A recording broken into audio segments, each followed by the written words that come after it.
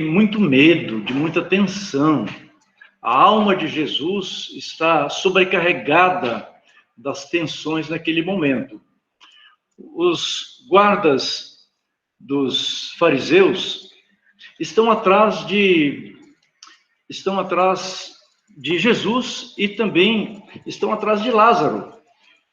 Jesus havia ressuscitado a Lázaro e o próprio texto aqui nos diz que a multidão estava indo atrás de Jesus. E então, existe uma preocupação, a preocupação de matar a Lázaro e de matar a Jesus, como que se essas atitudes conseguissem estancar a manifestação do reino de Deus que estava invadindo o mundo, invadindo a sociedade. E João, ele coloca bem no começo do seu evangelho, lá no capítulo 1, uma indicação, né? Ele fala que, escrevendo a respeito de João Batista, que teve um encontro com Jesus, e nesse encontro, João Batista aponta para os seus discípulos, aponta para Jesus e diz aos seus discípulos: é ele. Ele é o Cordeiro de Deus que tira o pecado do mundo. Pois bem, no texto que nós lemos hoje, né, para a nossa reflexão, o capítulo 12 de João, nele João está retomando este tema, o tema do Cordeiro de Deus que tira o pecado do mundo, está retomando esse tema para dizer que agora a gente vai participar do ápice, do ponto alto desta revelação plena de Jesus como Cordeiro de Deus que tira o pecado do mundo. E este momento chegou. Esta autoapresentação de Jesus vai ser narrada, ou melhor, a autoapresentação de Jesus vai ser narrada como resposta ao que os gregos desejavam, a manifestação do desejo daqueles gregos que estavam em Jerusalém, quando disseram: queremos ver Jesus. Eles procuraram Filipe, porque Filipe, o próprio nome Filipe é um nome grego, né? E Filipe veio de uma região onde havia muitos gregos. E Filipe achou que a barra era meio pesada para ele, então ele chamou André. André também é um nome grego, para que eles pudessem desenvolver esse diálogo com os gregos e apresentá-los a Jesus. Agora, a gente tem que fazer uma pergunta. Quem eram esses gregos que queriam ver Jesus? Na verdade, ninguém sabe exatamente quem eram eles, mas há pelo menos 3 hipóteses. A primeira delas poderiam ser simplesmente turistas que estavam visitando Jerusalém no tempo da Páscoa, né, para perceber, para conhecer, da perspectiva turística, o culto de Jerusalém. Os gregos eram, por natureza, turistas, né? Historiadores antigos falam que os gregos eram como adolescentes, inquietos, que iam de lado a lado, né, viajando em várias partes do mundo, inclusive, né, nesse tempo, o domínio político era dos romanos, mas o domínio cultural era dos gregos, que espalhavam a sua cultura por todo o mundo antigo. Uma outra hipótese é que esses gregos poderiam ser filósofos, né?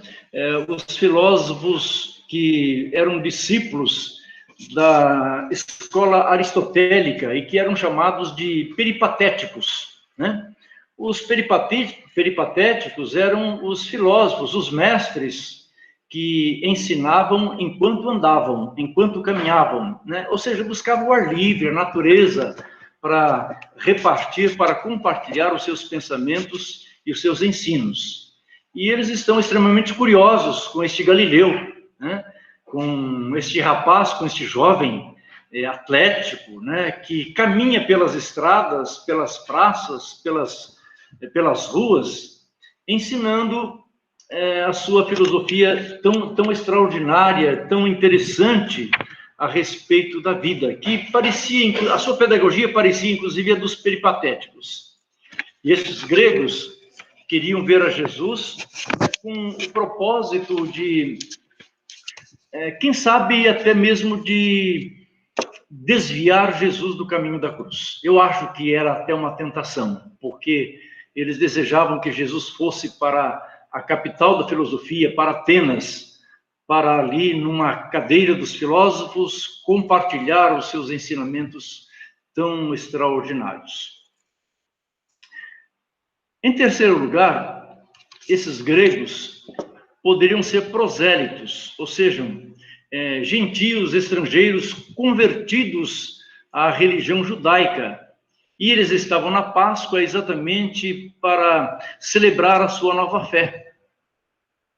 Esses gregos queriam mais do que a religião judaica pudesse lhes proporcionar, porque estavam conhecendo, sabendo dos ensinos de Jesus, que se tornavam muito mais cativantes para a sua espiritualidade. Bom, independentemente de quem tenham sido esses gregos, eles manifestaram o interesse por conhecer Jesus. E, diante do interesse deles, Jesus dá uma intrigante resposta. Aparentemente, parece que Jesus os havia ignorado, mas Jesus está usando a mesma proposta de ensino deles, né, de serem peripatéticos, e Jesus toma da própria natureza uma metáfora, a metáfora da semente. E Jesus, tomando essa metáfora, ele vai ao âmago da questão e Jesus se revela, Jesus se dá a conhecer. Jesus diz: em verdade lhes digo, que se o grão de trigo caindo na terra não morrer, fica ele só, mas se morrer, dá muito fruto. Quem ama a vida, perde. É uma resposta intrigante mesmo, né? E aparentemente bem na contramão de qualquer expectativa, né? É um paradoxo. Jesus está dizendo que para viver é necessário morrer. Jesus está dizendo que para ganhar é preciso perder. Perder a vida para ganhar a vida. Então, Jesus vai aqui se autodefinindo. Jesus vai se apresentando, vai se revelando, dizendo antecipadamente que ele é esta semente de trigo, né? E ele está dizendo que essa semente vai morrer, mas ela vai germinar, nascer, ressuscitar e vai produzir muito fruto. Então, aquele tema de João é aqui retomado, né? Jesus, essa semente, é o Cordeiro de Deus que tira o pecado do mundo. E Jesus, como Cordeiro, seria esta semente enterrada, ele seria sacrificado, ele seria levado sobre o lenho. E então se estabeleceria aquilo que se fala de mistério da cruz. Assim, aqueles gregos são convidados a considerarem o mistério da cruz. E João está dizendo que é contemplando a cruz que se compreende quem é Jesus. Não tem jeito de compreender Jesus se não se olhar para a cruz. Assim como na mensagem do Gesiel na semana passada, os judeus no deserto encontraram salvação contemplando a serpente levantada. Assim, as pessoas encontram salvação contemplando o Cristo crucificado. Contemplando a cruz, se compreende a obediência do Filho ao Pai, bem como se compreende o despojamento de Jesus, a kenosis, o seu oferecimento. Contemplando a cruz, compreendemos o amor de Deus por nós, sua solidariedade. Na cruz, nós compreendemos que o eu sou é um Deus presente de forma salvífica, de forma salvadora. Nesse texto, tem uma outra expressão intrigante. Jesus diz que a hora chegou. Chegou a hora. Se Jesus está dizendo que a sua hora chegou, antes a sua hora não havia chegado. E esta é uma expressão constante no Evangelho de João. Lá no casamento em Caná da Galileia, Jesus diz, inclusive para sua mãe, a minha hora não chegou, ainda não chegou. Mais adiante, na festa dos tabernáculos, ele disse, meu tempo ainda não chegou. Diante das repetidas tentativas de se prender a Jesus, João afirma, porque ainda não tinha chegado a sua hora. Mas agora, neste capítulo 12, a perspectiva muda radicalmente. É chegada a hora, diz o texto. Jesus mesmo dizendo, é chegada a hora de ser glorificado o Filho do Homem. É interessante a gente observar essa expressão de Jesus, porque o verbo aí está no tempo perfeito. E o tempo perfeito está indicando que o resultado presente de um evento acontecido, mas que ainda não aconteceu. Parece confuso, não é mesmo? Ali está se vivendo um fato que já aconteceu, mas que ainda não aconteceu porque ele está no futuro. Ou seja, Jesus está falando como se ele estivesse depois da cruz, depois do acontecimento da cruz. Que hora que chegou para Jesus? A hora que chegou para Jesus é a hora do grão de trigo ser enterrado e morrer para viver e produzir fruto. Essa mensagem é muito forte e João está nos chamando a atenção para isso. A hora de Jesus chegou. A hora do grão de trigo morrer. Morrer para produzir fruto. Que fruto? O fruto da cruz. E qual é o fruto da cruz? A cruz é a manifestação de que o momento central, que é o momento central de toda a história da salvação. E Jesus diz nesse texto que o fruto da cruz tem 3 aspectos. O primeiro é a glorificação do Filho do Homem. Você encontra isso no versículo 23, no versículo 28 e no versículo 29. O outro fruto da cruz é o momento de juízo. É o juízo sobre o mundo, o juízo sobre Satanás. É a quebra do mando de Satanás. Está no versículo 31, você pode conferir. E o terceiro aspecto do fruto da cruz é a formação da comunidade dos discípulos. Jesus diz lá no versículo 32 que ele atrairia os seus para si. Assim, então, nós temos essas 3 coisas. A glorificação de Jesus, o juízo sobre Satanás e a formação da comunidade dos discípulos. Estes são o fruto da cruz. A expressão da cruz revela esse paradoxo da kenosis, né, do esvaziamento da vontade própria, né, como fonte da glória, como fonte da exaltação, como fonte da elevação. A cruz é a humilhação suprema, né, porque o Filho do Homem deixou a sua glória eterna e se fez um de nós e morreu vergonhosamente como escravo. Humilhação suprema. Mas, ao mesmo tempo, é também exaltação suprema, porque ele é elevado na cruz, mas na cruz é elevado acima de todas as coisas. A cruz é a expressão suprema da obediência. Ele se humilhou, diz Paulo em Filipenses 2:28. Ele se humilhou, tornando-se obediente até a morte e morte de cruz. E esse movimento de exaltação, que se dá no quadro da humilhação, corresponde à derrota do príncipe do mundo. Cristo é exaltado e Satanás é pisoteado. Lembre-se da expressão lá de Gênesis, que ele esmagaria a cabeça da serpente? Essa é a hora. Na cruz realiza-se este juízo.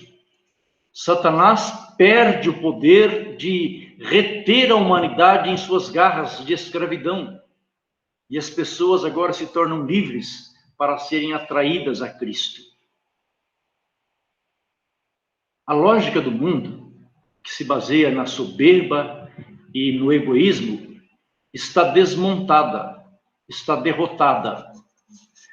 Pela cruz, Jesus chama os seus, pelos quais morreu, a participarem da sua glória.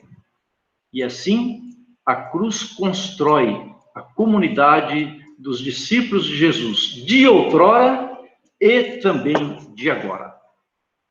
Bem, eu quero caminhar então para a conclusão, pensando em 3 aplicações para a nossa fé, para a nossa espiritualidade, neste tempo tão desafiador da pandemia.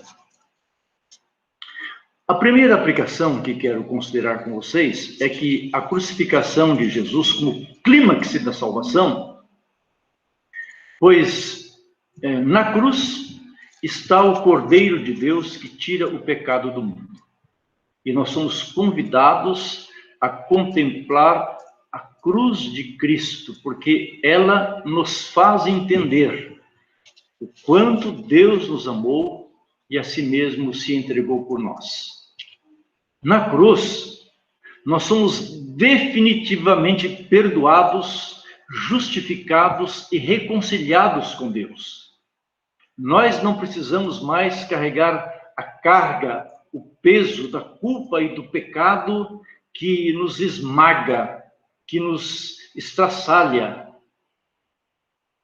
A cruz nos fala que Jesus levou sobre ela todos os nossos pecados e podemos viver livres para a glória de Deus.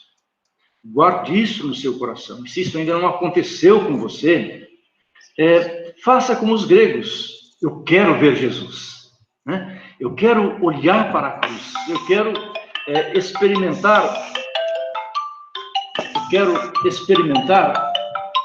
esse processo de libertação e de perdão acontecer na minha vida. A segunda aplicação que eu quero fazer com vocês nesta manhã é que na humilhação da cruz, nós somos feitos comunidade do povo de Deus. Nós somos formados como discípulos, chamados como discípulos, a sermos discípulos de Jesus. Mas os discípulos, como Jesus aqui mesmo disse, ele está dizendo, siga-me, para que onde eu estiver, esteja também o meu servo. Jesus está dizendo que o caminho do discípulo é também o caminho da cruz. É também o caminho da dor, é também o caminho do esvaziamento. Se Jesus, na cruz, experimenta a humilhação plena, ele experimenta também a exaltação plena, porque Deus mesmo falou, eu o glorifiquei e ainda o glorificarei. E Jesus está dizendo que aqueles que o seguem, que o servem, Jesus disse que o Pai o amará e o honrará. Então, não tenhamos a preocupação de fazer deste tempo, deste período em que vivemos, o tempo da nossa glória, né?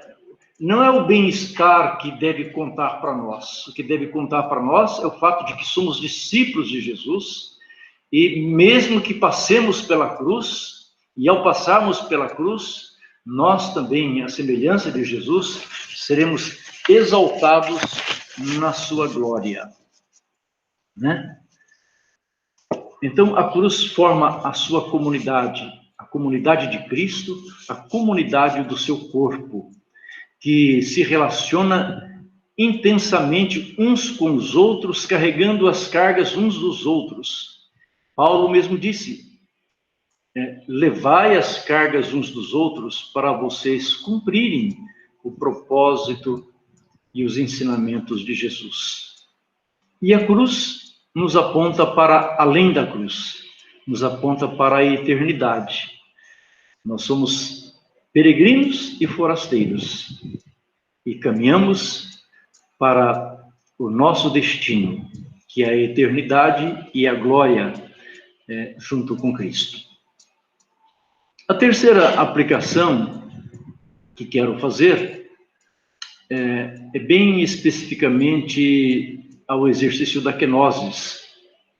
O grão de trigo que cai na terra morre e dá muito fruto. É também um convite de Jesus aos seus discípulos para esta prática do autoesvaziamento, para a doação de si ao serviço do próximo. Jesus está nos convidando a viver na contramão. Ele está nos convidando a...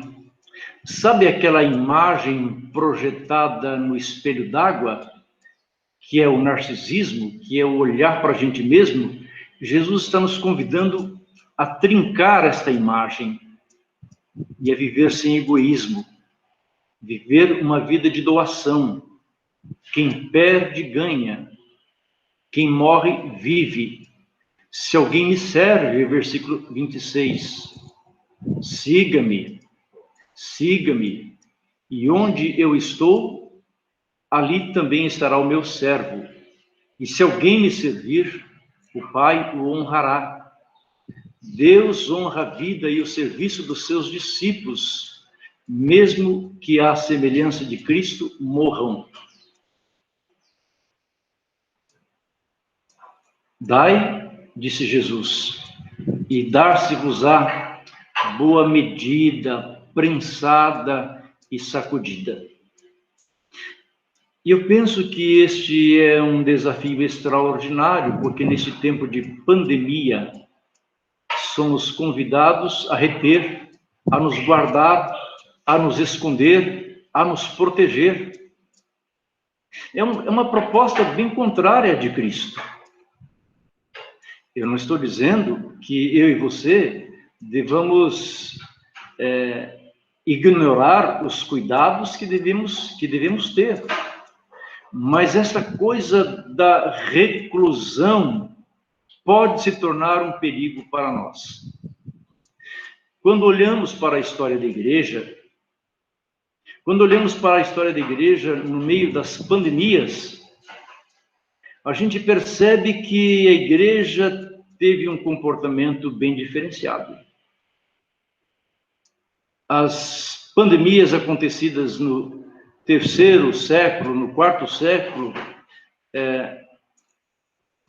e que foram terríveis. Roma, por exemplo, foi atingida por uma pandemia em que morriam 5.000 pessoas por dia. E as pessoas, então, procuravam se refugiar em lugares distantes. Mas a igreja, a comunidade cristã primitiva, ia para as ruas, para recolher os mortos, para sepultar os mortos, para tratar os enfermos. E é evidente que muitos morreram. Mas esses foram os períodos de maior crescimento da igreja. Se o grão de trigo caindo na terra não morrer, fica ele só, mas se morrer, dá muito fruto.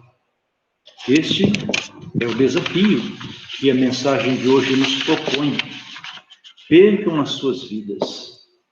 Lógico que não é nenhum convite para você agir irracionalmente diante desse quadro pandêmico, mas tenha o seu coração disposto e disponível para se doar para servir, porque você foi chamado como discípulo para fazer o que Cristo fez. Que Deus nos abençoe. Amém. Quero orar. Pai, nós queremos te agradecer pela tua bondade, pela tua misericórdia, porque o Senhor é o Eu Sou, que se fez presente naquele quadro de humilhação na cruz do Calvário, para que também se exaltasse sobre o mal, sobre o maligno, e nos trouxe a libertação dos nossos pecados. Porque naquela cruz o Senhor nos chamou como filhos, como discípulos, como teus seguidores. E naquela cruz o Senhor se esvaziou de si mesmo, e o Senhor, no Getsêmani, chegou a orar: Pai, se for possível, afasta de mim este cálice sem que eu beba. Mas nessa conversa o Senhor disse: para esta hora eu vim, para me esvaziar e para me doar ao mundo. Pai, que esse sentimento habite o nosso coração e que sejamos capazes de seguir-te e servir-te em quaisquer situações. No nome de Jesus. Amém. Bárbara, é com você. Amém. Obrigada, pastor.